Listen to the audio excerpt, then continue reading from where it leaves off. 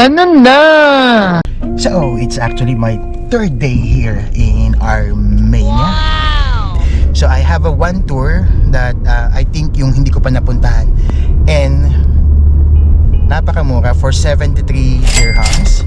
I got to have like a pick-up.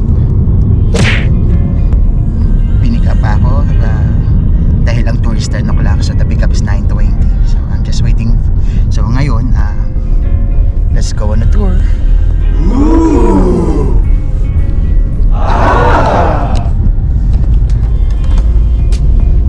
The company name is Your, meaning daw sa English is guess.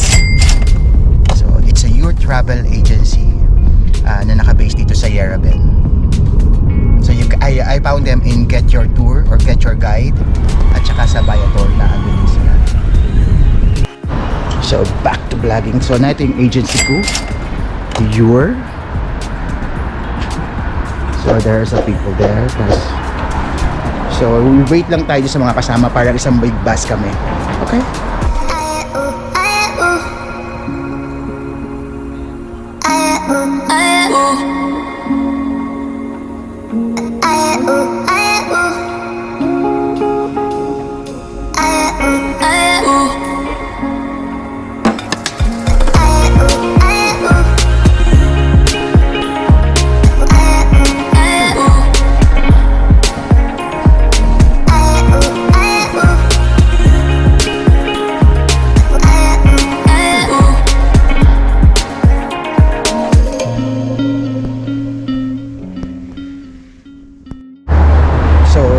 Nandito na kami sa first stop ng tour.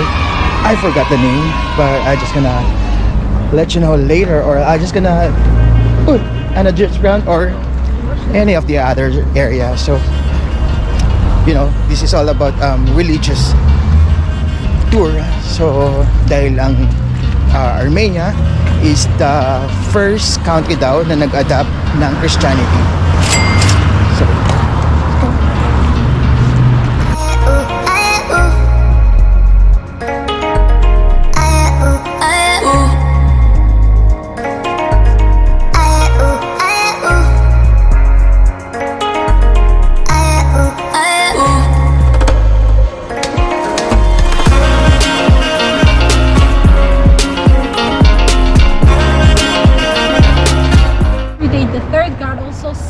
political reasons to adopt Christianity as a state religion. Why? Because during his reign, both Roman Empire and Persia, now Iran, wanted to capture the territory of Armenia. Romans were pagan followers like majority of Armenians, while Persians were Zoroastrian followers, which means worshipping fire.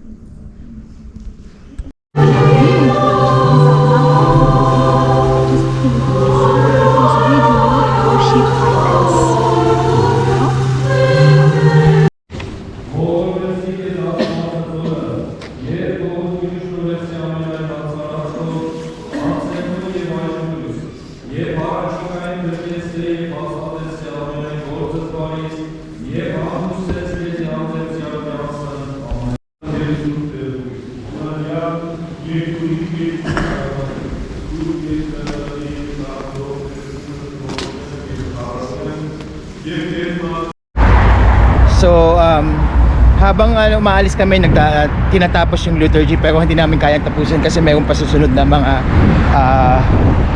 stop kami. So, we still have to wait for them. And we have to move on to another one. So, as of the moment, we're heading next to our destinations and we are just waiting for somebody. So, it's nice kasi it's full Christians. It's like different. It's like the same as Catholic. Nagko-cross din sila or nagsasign the cross without any double. Hindi kagaya ng Orthodox. So anyway, let's go and move.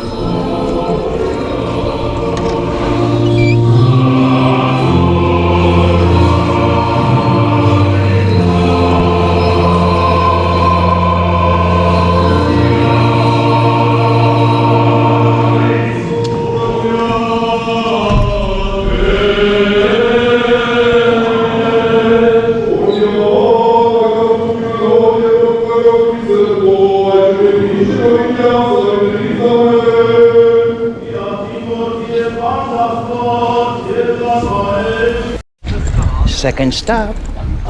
So, I completely forgot all the names pero ilalagay ko na mamaya sa description box or dun sa below dito. I will just gonna put it right here. And this is our second stop for this religious tour dito sa Armenia. Actually, the location is not too far. It's like 30 minutes away from Yerevan. St. Gana Church. So as it was with St. Ripsime Church, here the Abigayane was killed and she was buried here. So her relics are under the altar of an active church. First, a wooden chapel was founded after adopting Christianity as a state religion, and in the 7th century, this three-naved basilica-style church was founded. What it means, three-naved basilica style? It means that inside the church has a rectangular form, which is divided into three main parts by the help of these naves, the arcs. Dear guests, around the churches and monasteries of Armenia and inside the Gavits, which is a separate building in front of the entrance to the church, were buried the representatives of Armenian Apostolic Church. I mean, some priests, the Catholic crosses.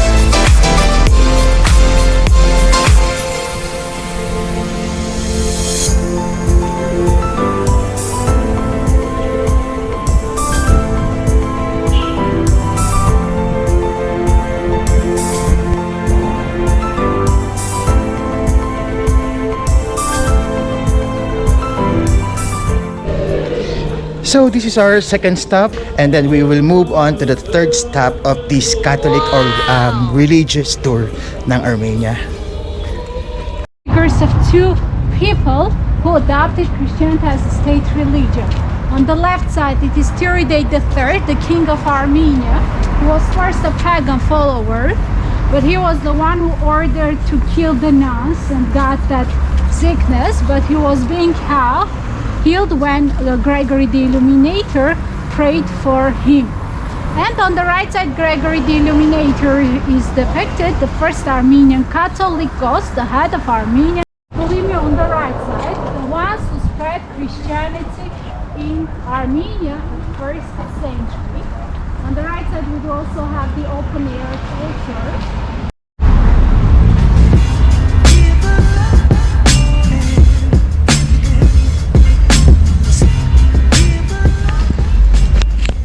So this is our third stop, but I'm just gonna put the descriptions below.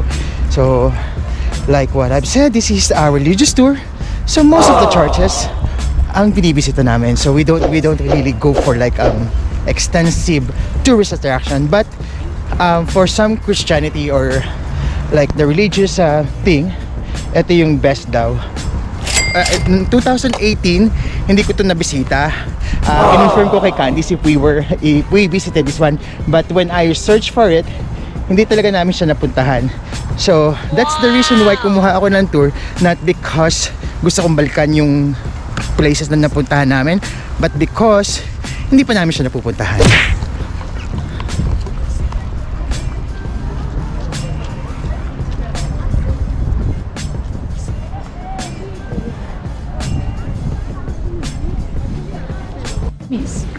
It is known that after adopting Christianity as a state religion, when Suren became the first Armenian Catholicos and was given the name Gregory the Illuminator, he had a vision. In his vision, God, Jesus Christ, with a golden hammer, showed the place where he should have built the first Christian cathedral. And he showed this place. That's why the name comes from a phrase Ichavmiazi, which means the descent of the only begotten.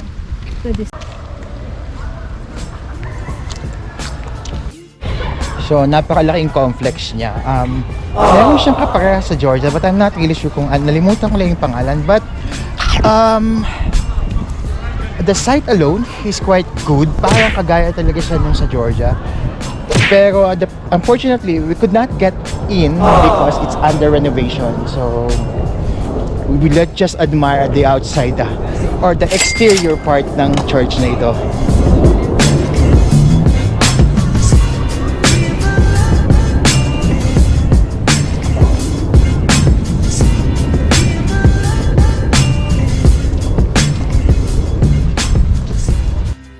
So, malaki yung complex niya. Ito yung main church. Tapos may church pa rin dito. And there's another church there. Hindi ko alam kung church talaga siya or what. Pero based on the look, para siyang mga church pa rin. Or something like convent or I don't know. And it's one of the main attractions ng religious tour. Ang church na ito.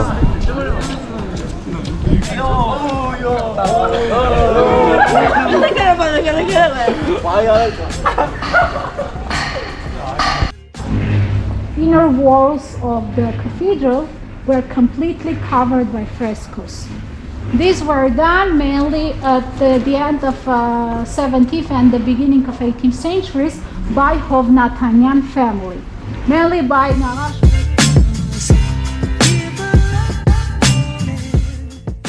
Call it a biblical mount because due to Bible, after the word flood, Noah's Ark was stopped on the peak of Mount Ararat, and just right from here started the new life of humans. And there is a story that one of the Armenians center behind the cross, you may see that wooden piece of Noah's Ark. Իսկ անկյունային փոքրիկ մասը Մոսկվայում է։ And I guess, of course, the main relic we do have in Armenia and in Echmiadzin is the holy spear or lace. When we were at St. Ripsime Church, I told you about the Thaddeus, the apostle of Jesus Christ, that came to Armenia to spread Christianity, and he was the one who took the holy spear or lace, which is considered to be the one by which Jesus Christ was being pierced during the crucifixion. Yes, this is the maquette of Holy See Cathedral of Echmiadzin at 18th century. This is how it looked like till 18th century. And quite often you may see the symbol of sun everywhere in Armenia. For you to know, sun is also a symbol of Christianity.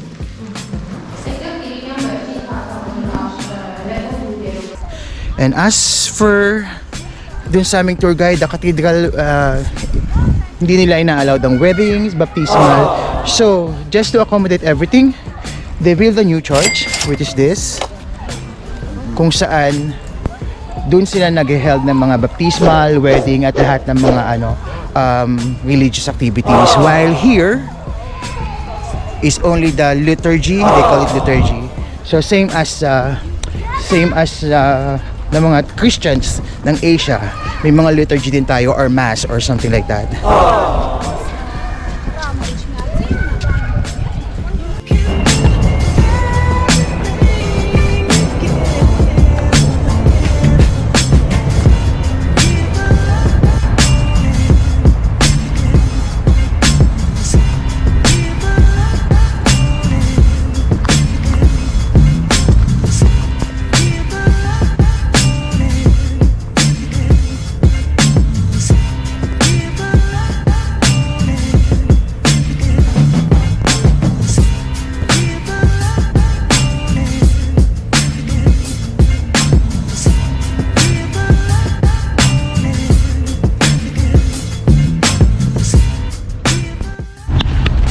So done visiting this round church. So ngayon, pabalik na ako sa bus because I think we have to go back to Yerevan. But look at this stunning view.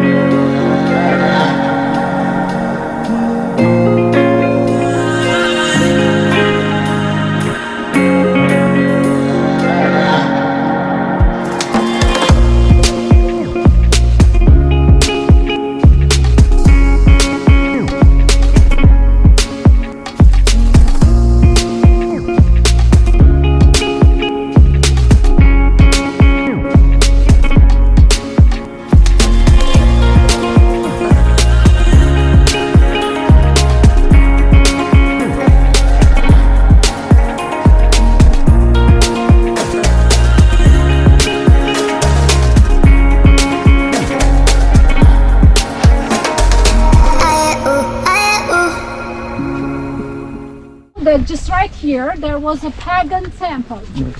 The pagan temple was completely damaged, and just right here, later the Vartnos Cathedral was founded. That's the main reason why so high stairs taking into the cathedral.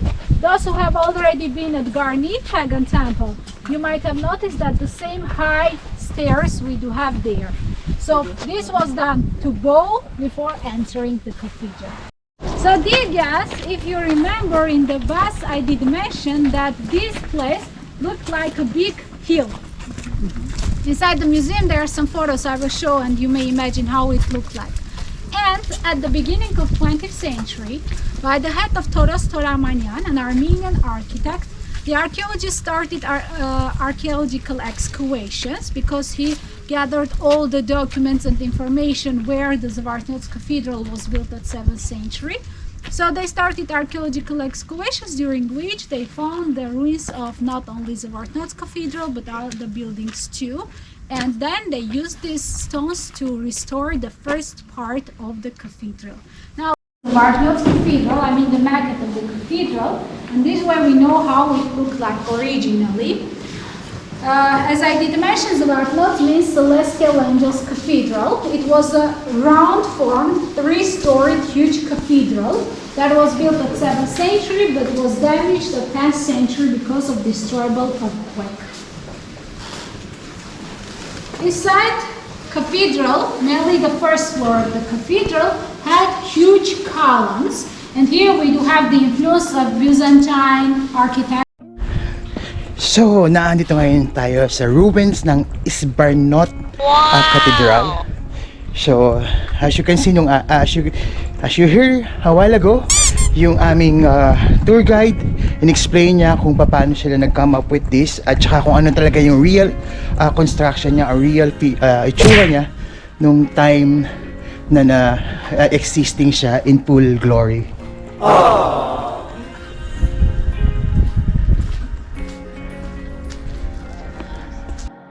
So I think that's the wrap up of this tour guided na dito sa Armenia. So thank you for subscribing if you like this video. And thank you for watching. If you like this video, please do consider to subscribe, hit the notification button, and comment down below kung anong kaya kong ituloy, or if you have any other questions, let me know. I will answer this as much as I can do. Bye!